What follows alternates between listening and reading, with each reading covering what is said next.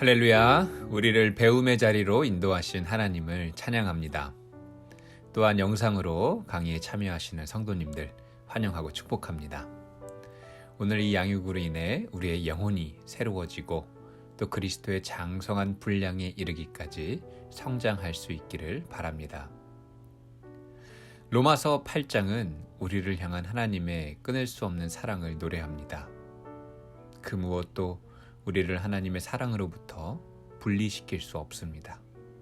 오늘도 변함없이 사랑하시고 함께 하시는 주님을 함께 찬양하며 강의를 시작하기 원합니다.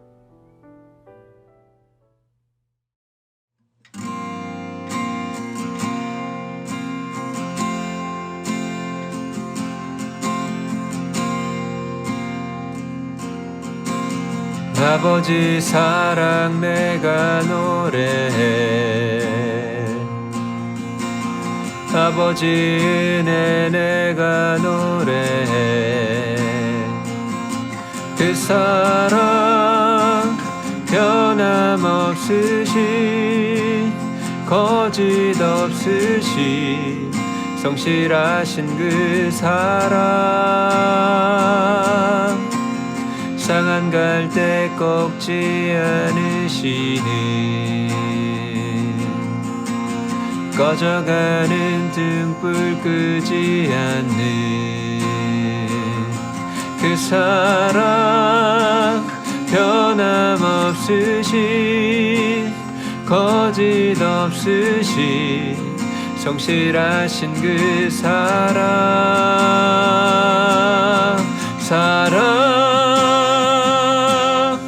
그 사랑,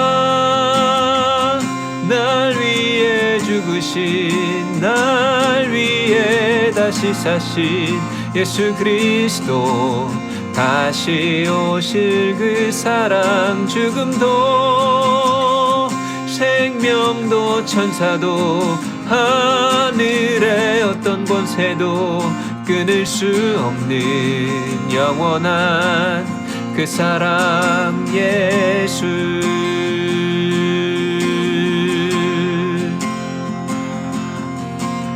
아버지 사랑 내가 노래해,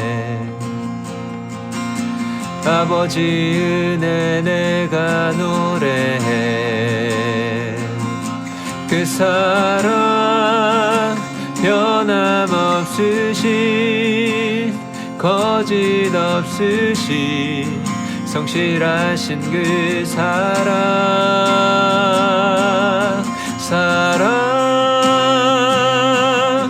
그 사랑, 날 위해 죽으신, 날 위해 다시 사신 예수 그리스도, 다시 오실 그 사랑, 죽음도 생명도 천사도 하늘의 어떤 권세도 끊을 수 없는 영원한 그 사랑 예수. 그 사랑, 날 위해 죽으신, 날 위해 다시 사신 예수 그리스도, 다시 오실 그 사랑, 죽음도 생명도 천사도 하늘의 어떤 권세도 끊을 수 없는 영원한 그 사랑 예수. 영원한 그 사랑 예수. 영원한 그 사랑 예수.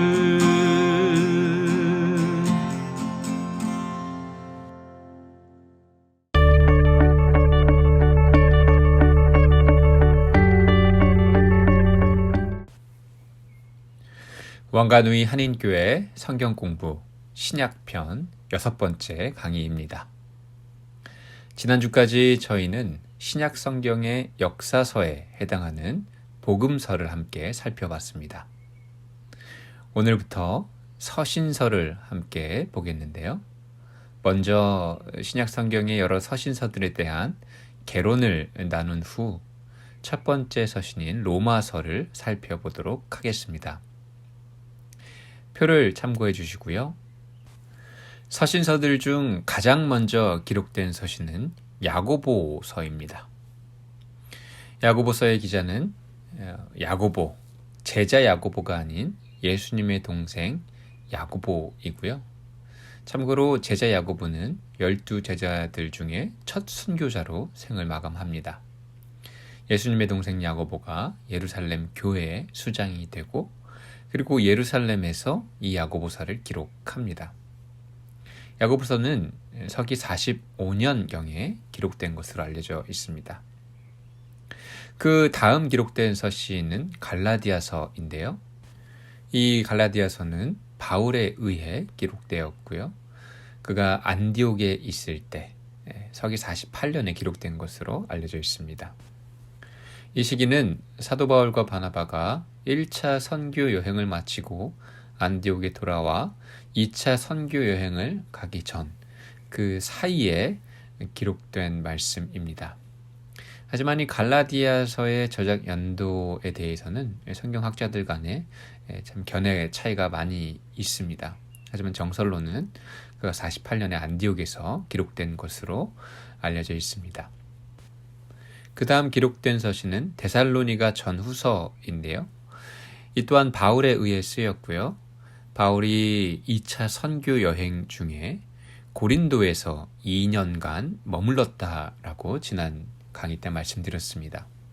고린도에 머물면서 데살로니가라는 지역에 있는 교회 성도들에게 편지를 2차례 썼고 이것이 오늘날 데살로니가 전후서로 우리에게 전해져 내려오고 있습니다. 2차 선교 여행을 마친 후 얼마 지나지 않아 3차 선교 여행을 떠나게 되는데요. 3차 선교 여행 중에 사도 바울은 에베소에서 고린도 전서를 기록하고 또 마게도냐 지방에서 고린도 후서를 기록합니다. 또한 고린도에서 겨울을 지내면서 로마서를 기록합니다. 이 3차 전도 여행을 마치면서 사도 바울은 예루살렘으로 이동하죠. 박해가 기다리고 있음에도 사도 바울은 사명을 이루기 위해 예루살렘으로 향합니다. 예언대로 그는 투옥이 되고 또 가이사에게 항소하여 로마로 이송됩니다. 로마에 도착한 후 그는 가택 구금 형태로 지내면서 제자들을 양육합니다. 그렇게 구금된 상태에서 쓴 서신들이 있는데 그 서신들을 옥중서신이라 합니다. 골로새서, 에베소서, 빌레몬서, 빌립보서가 옥중서신에 포함이 됩니다. 이후 서기 62년에 사도 바울은 석방이 되는데요. 석방된 이후에 디모데 전서와 디도서를 기록하고 약 5년이 지난 67년에 두 번째로 투옥이 되어 이번에는 네로 황제에 의해 순교를 당하게 됩니다. 두 번째 투옥된 후에 기록한 것이 바로 디모데 후서입니다. 그래서 이 디모데 후서는 사도 바울의 마지막 서신이고요. 또 그 안에는 이전에 쉽게 볼 수 있었던 그의 열정보다는 연륜이 더욱 느껴지는 서신입니다. 사도 바울의 순교 이후에도 교회를 향한 서신들, 곧 하나님의 메시지는 계속해서 기록되고 전해졌는데요. 히브리서와 유다서가 바울이 순교한 해에 쓰인 것으로 알려져 있습니다.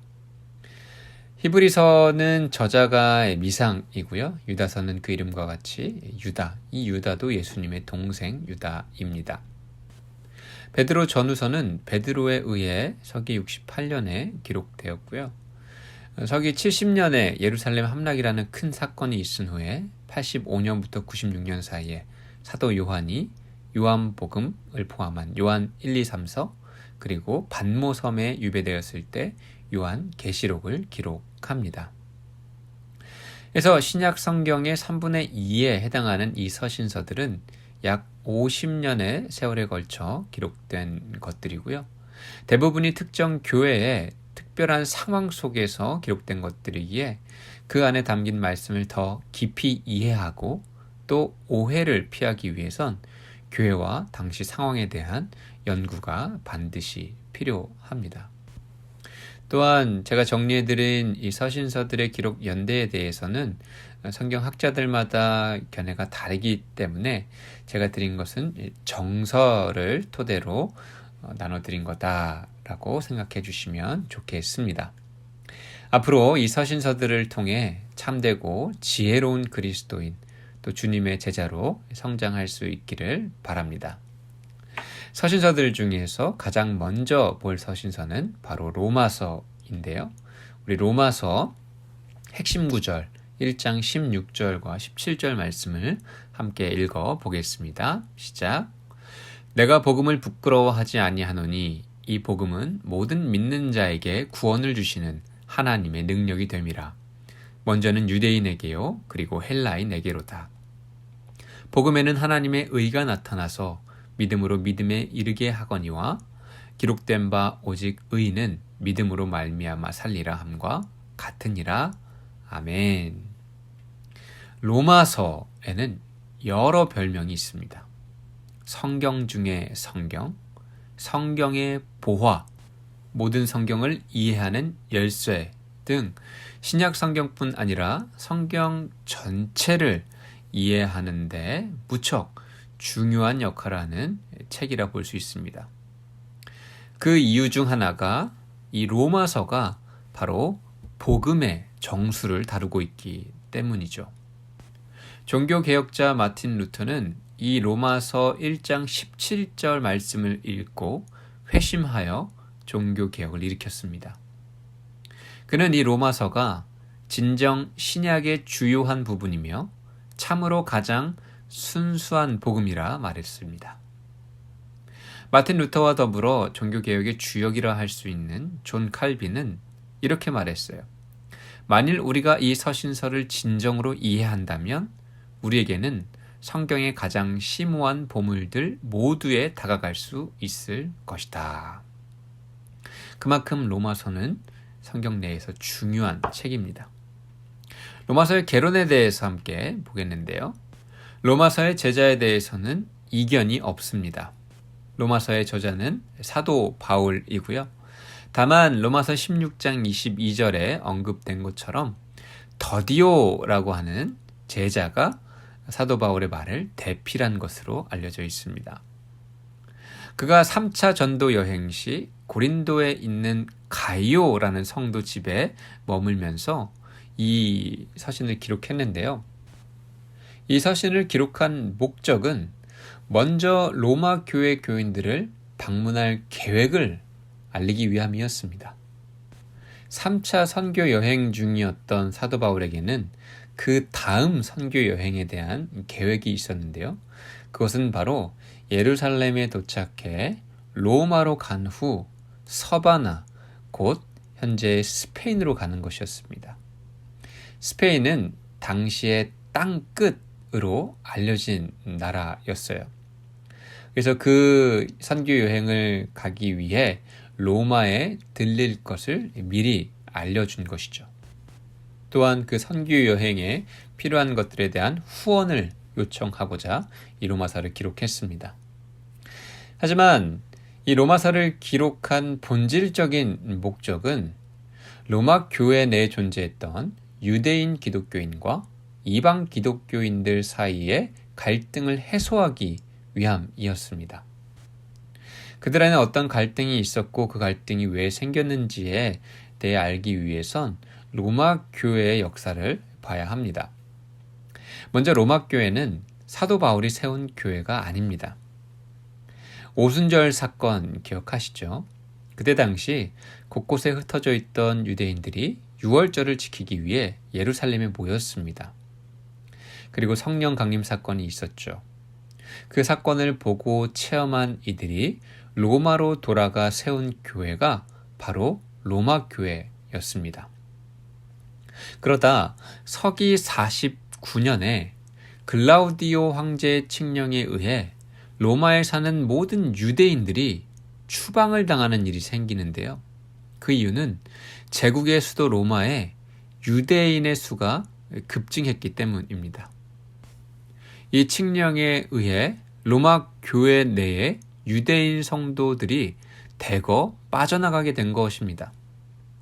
그러다 글라우디오 황제가 죽은 후에 칙령이 무효화되어 흩어졌던 유대인들이 다시 로마로 복귀를 합니다. 그때 유대인 기독교인들도 로마 교회로 돌아왔겠죠. 그 사이에 간극이 생긴 겁니다. 칙령 전까지는 유대 기독교인 중심으로 운영되었던 교회가 이 추방 사건이 있은 후에 이방인 그리스도인 중심으로 변화가 되면서 이들이 다시 합쳤을 때 이런저런 사소한 갈등이 생겼던 것입니다. 그래서 로마서를 보면 유대인과 헬라인, 곧 이방인들의 정체성과 위치, 그리고 역할을 분명하게 밝히고 있는 부분들이 참 많이 있습니다. 이는 유대인 성도와 이방인 성도 간의 갈등을 복음 안에서 해결하려 했던 사도 바울의 이 서신을 기록한 목적 때문이라 보시면 되겠습니다. 로마서 전체의 주제는 무엇일까? 그것은 바로 하나님의 의입니다. 아까 핵심 구절을 읽어봤지만 한 번 더 17절 말씀을 읽어보겠습니다. 시작. 복음에는 하나님의 의가 나타나서 믿음으로 믿음에 이르게 하거니와 기록된 바 오직 의인은 믿음으로 말미암아 살리라 함과 같으니라. 복음에 무엇이 나타나고 있다고 하죠? 하나님의 의가 나타난다. 그리고 그 의는 어떻게 얻을 수 있는가? 바로 믿음으로 얻을 수 있다. 이것이 복음의 핵심이자 로마서의 핵심이라 말할 수 있겠습니다. 이 주제를 중심으로 로마서 전체는 세 부분으로 나뉘게 되는데요. 먼저는 사도 바울이 이 로마서를 시작하면서 하나님의 의에서 벗어난 이들, 하나님의 의로부터 단절된 이들의 모습을 상세하게 그립니다. 이어서 사람이 어떻게 의로워질 수 있는지, 곧 하나님의 의라는 선물을 받을 수 있는 방법을 나타내고요. 그리고 하나님의 의를 부여받은 사람은 어떻게 살아야 하는지에 대해서 나누고 있어요. 첫 번째는 하나님의 의에서 단절된 사람, 하나님의 의라는 선물을 받는 방법, 하나님의 의로운 사람의 삶의 양식에 대해 나누고 있다는 것입니다. 로마서 구성을 보시면 그 흐름이 좀 더 명확하게 보이실 텐데요. 먼저 의의 단절입니다. 로마서 1장부터 3장까지 이 내용이 담겨 있고요. 주제는 죄입니다. 하나님의 의로부터 단절됐을 때 생겨나는 결과는 곧 죄라는 것이죠. 이런 죄로 인해 우리 안에는 하나님의 의의 필요성이 상승합니다. 4장부터 11장까지는 하나님의 의를 위한 길, 곧 우리를 의롭게 하시고 거룩하게 하시는 하나님의 주권에 대해서 기록되어 있고요. 12장부터는 그 의로움을 어떻게 살아낼 것인가. 이 부분도 세분화하면 교회에서 한 나라의 국민으로서 또 삶의 여러 문제들에 대해 어떤 선택을 내리고 행동해야 하는지 그 양식을 우리에게 구체적으로 가르쳐주고 있습니다. 이 세 부분을 조금 더 자세하게 봤으면 좋겠는데요. 먼저는 의의 단절, 곧 죄의 문제입니다. 우리가 하나님의 의로부터 단절된 이유는 하나님에 대한 반역 때문입니다. 함께 1장 21절부터 23절 말씀을 읽어보겠습니다. 하나님을 알되 하나님을 영화롭게도 아니하며 감사하지도 아니하고 오히려 그 생각이 허망하여지며 미련한 마음이 어두워졌나니 스스로 지혜 있다 하나 어리석게 되어 썩어지지 아니하는 하나님의 영광을 썩어질 사람과 새와 짐승과 기어다니는 동물 모양의 우상으로 바꾸었느니라. 그러므로 하나님께서 그들을 마음의 정욕대로 더러움에 내버려 두사 그들의 몸을 서로 욕되게 하게 하셨으니 이는 그들이 하나님의 진리를 거짓 것으로 바꾸어 피조물을 조물주보다 더 경배하고 섬김이라. 이러한 인간의 모습들로 인해서 우리는 하나님께 반역한 것이고 그 결과 하나님의 의로부터 단절된 것입니다. 하나님께서 우리를 마음의 정욕대로 더러움에 내버려 두셨다. 이것이 하나님의 의로부터 단절된 삶의 본질이라는 것이죠. 또한 사도 바울은 3장에서 인간의 죄성에 대해 서술하고 있습니다. 인간이 죄인인 이유를 말하고 있는데요. 복음에 있어서 가장 걸림돌이 되는 부분이 바로 이 죄에 대한 불인정입니다. 내가 죄인임을 인정하지 못하면 복음을 받아들일 수 없죠. 예수님을 믿지 않는 이들이 흔히 지적하는 문제점 중에 하나입니다. 그들의 의견은 이래요. 나는 나름대로 착하게 살았는데 형사 처벌을 받을 법한 일들을 하지 않았는데 왜 교회에선 나를 죄인이라 말하는가? 아담과 하와라는 인물이 과일 하나 먹었다고 인류 전체를 죄인으로 여기는 것은 공평하지 않다라고 주장합니다.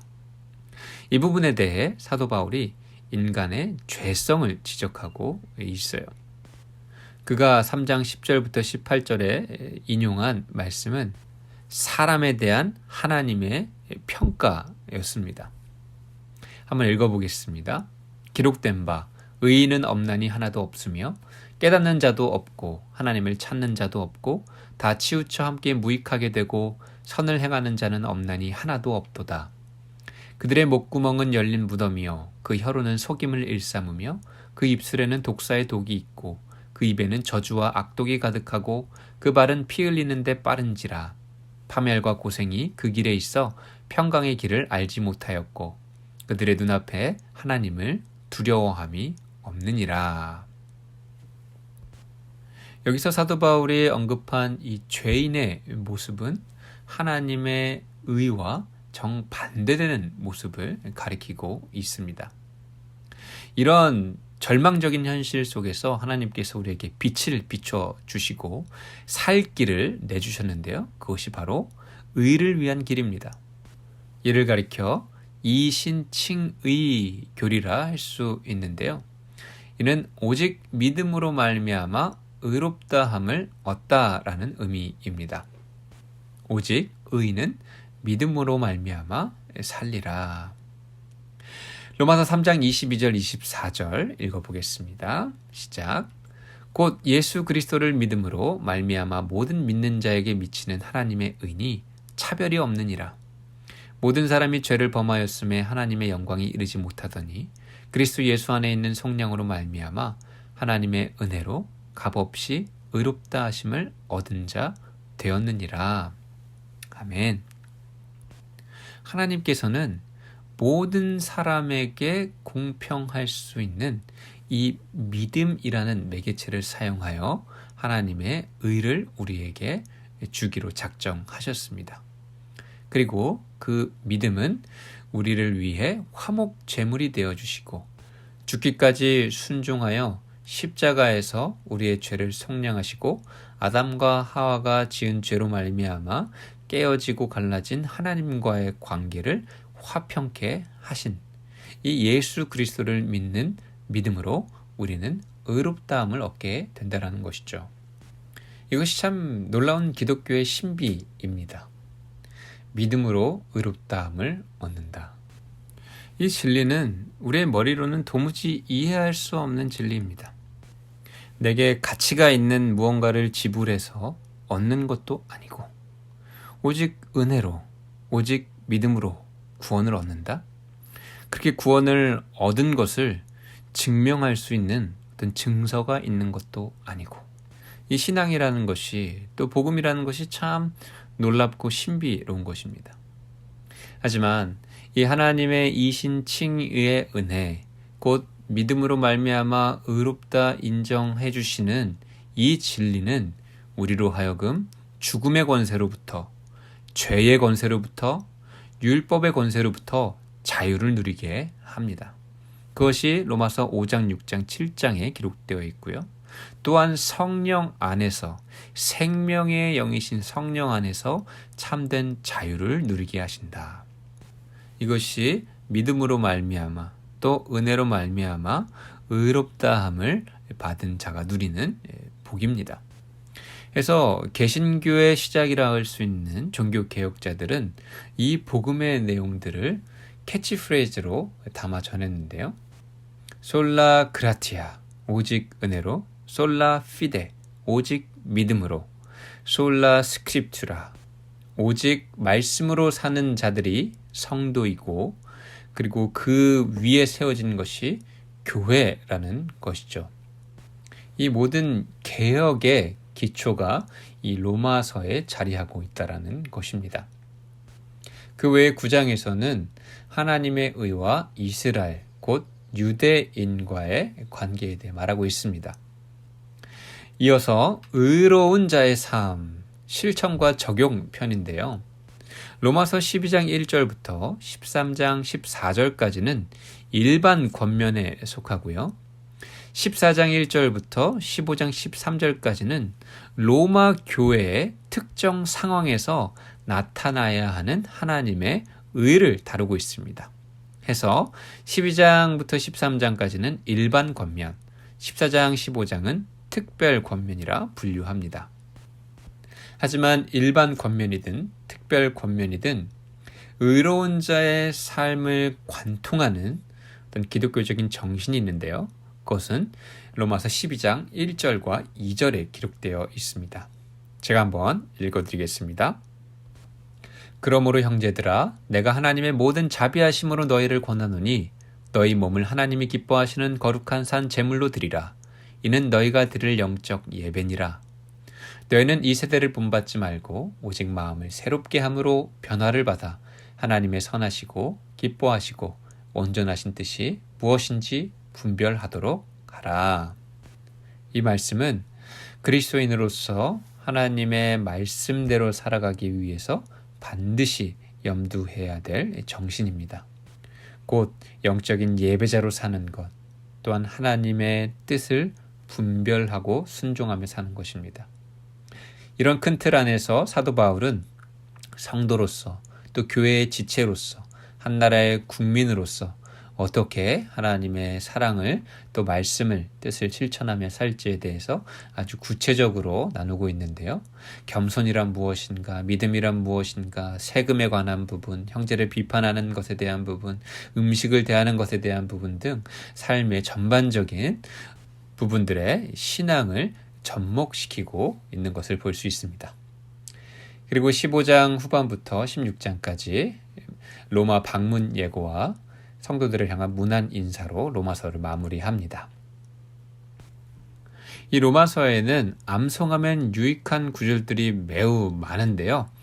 몇 구절만 추려서 한번 읽어보겠습니다. 이것을 시험을 보거나 검사하지는 않을 거고요. 다만 여러분들이 복음 안에 거하기 위해 또한 이웃에게 복음을 증거하기 위해 아주 유익하고 또 강력한 말씀들이니 꼭 읽어보시고 마음판에 새기실 수 있으면 좋겠습니다. 먼저 로마서 5장 8절입니다. 우리가 아직 죄인 되었을 때에 그리스도께서 우리를 위하여 죽으심으로 하나님께서 우리에 대한 자기의 사랑을 확증하셨느니라. 하나님께서 우리를 사랑하신다라는 말은 우리가 사랑받을 만한 의인이 아니라 죄인이었을 때 사랑하셨고 또 우리를 위하여 자기의 생명을 내어주심으로써 그 사랑을 확증하셨습니다. 그래서 우리가 하나님의 사랑을 느낄 수 없을 때 바라봐야 하는 곳은 십자가입니다. 그 십자가에 하나님의 사랑이 가장 명확하게 기록되어 있기 때문이죠. 그 다음은 로마서 8장 1절 2절인데요. 읽어보겠습니다. 그러므로 이제 그리스도 예수 안에 있는 자에게는 결코 정죄함이 없나니 이는 그리스도 예수 안에 있는 생명의 성령의 법이 죄와 사망의 법에서 너를 해방하였음이라. 로마서 8장 28절이요. 우리가 알거니와 하나님을 사랑하는 자, 곧 그의 뜻대로 부르심을 입은 자들에게는 모든 것이 합력하여 선을 이루느니라. 8장 31절 32절입니다. 그런즉 이 일에 대하여 우리가 무슨 말하리요? 만일 하나님이 우리를 위하시면 누가 우리를 대적하리요? 자기 아들을 아끼지 아니하시고 우리 모든 사람을 위하여 내주시니가 어찌 그 아들과 함께 모든 것을 우리에게 주시지 아니하겠느냐. 이 로마서 8장의 말씀들은요, 우리를 사랑하시는 하나님의 능력을 우리에게 전해주고 있습니다. 우리의 죄를 사해 주시는 능력, 또 우리의 삶에 일어나는 모든 일들의 조각을 맞춰 선을 이루어 주시는 능력, 또한 우리 삶에 필요한 것들을 그리스도 예수 안에서 전적으로 공급해 주시는 능력을 말합니다. 이어서 10장 10절은 이렇게 말하고 있어요. 사람이 마음으로 믿어 의에 이르고 입으로 시인하여 구원에 이르느니라. 이 말씀은 복음이 우리 안에 들어왔을 때 어떤 작용을 하고 그리고 어떻게 구원을 이루는지 그 과정을 보여주고 있습니다. 이 외에도 로마서에는 암송할 만한 구절들이 너무나 많이 있습니다. 서두에 로마서의 핵심 구절을 읽으면서 함께 봤던 1장 16절 17절, 그리고 실천 부분에 대해 나누면서 봤던 12장 1절과 2절, 정말 주옥과 같은 말씀들이 많이 기록되어 있는데요. 그 중에서도 특히 로마서 8장은 많은 사랑을 받고 있습니다. 그래서 이 장을 통째로 외우는 이들도 여럿 있습니다. 그렇게까지 할 수는 없을지 모르겠지만 저희도 이 로마서의 여러 말씀들을 우리 마음판에 새겨서 복음 안에 거하며 하나님의 의로운 백성으로 살아갈 수 있게 되기를 주님의 이름으로 축원합니다. 기도하겠습니다. 하나님 아버지, 여러 교회에게 보내진 이 서신서들을 통해 우리가 어떻게 그리스도인이 되었고 그리스도인의 의미와 또 역할들에 대해 말씀하여 주시니 감사합니다. 성도로서, 교회의 지체로서, 또 개인으로서 하나님의 의를 옷 입고 살아가는 자들 될 수 있도록 우리를 늘 지켜 보호하여 주시고 우리 안에 하나님의 말씀으로 가득 채워 주시옵소서. 우리의 입술에 늘 주의 말씀이 있게 하여 주시고 우리가 주의 말씀을 묵상할 때마다 우리의 언행이 변화되어지며 하나님의 의로운 백성으로 세상에 빛을 비추며 살아갈 수 있게 도와 주시옵소서. 왕관위 한인교회 주님께서 세워주셨습니다.